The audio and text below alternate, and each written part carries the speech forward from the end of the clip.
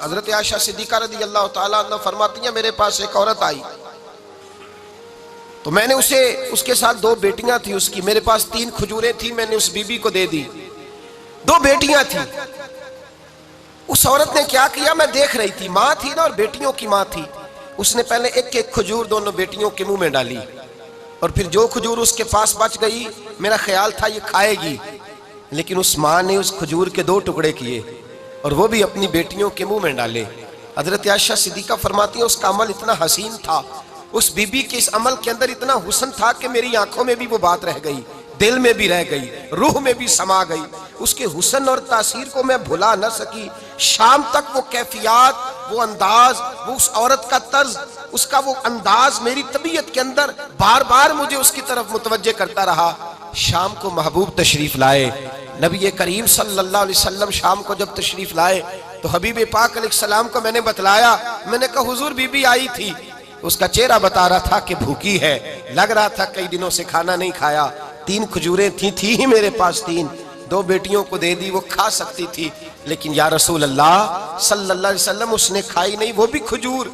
2 ٹکڑے کر کے بیٹیوں میں بانٹ دی ہے۔ حضرت عائشہ کہتی ہیں دیر تک حضور میری بات کو سنتے رہے، دیر تک میری طرف دیکھتے رہے، اس تصور کو، بیٹی کے پیار کے اس ذائقے دیر تک محبوب محسوس کرتے رہے، اور پھر فرمایا عائشہ جو دنیا میں بیٹیوں کی وجہ سے آزمایا جائے گا، جب قیامت کا دن آئے گا تو رب اس سے حساب نہیں لے گا، بے حساب ہی جنت میں داخل فرما دے گا۔ اللہ پھر اس سے حساب نہیں لے گا جو بیٹی کے سبب سے آزمایا جائے۔ یعنی حضور نے باپ کو کہا کہ بیٹی کو مصیبت نہ سمجھنا، اگر کبھی اس کے میکے سے جھگڑے کا پیغام بھی آ جائے،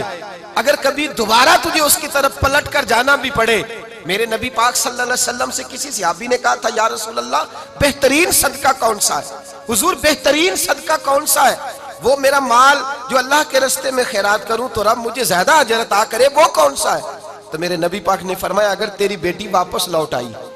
طلاق کی وجہ سے یا بیوہ ہو کر واپس آ گئی اور تجھے اس لوٹنے والی بیٹی پر کچھ خرچ کرنا پڑا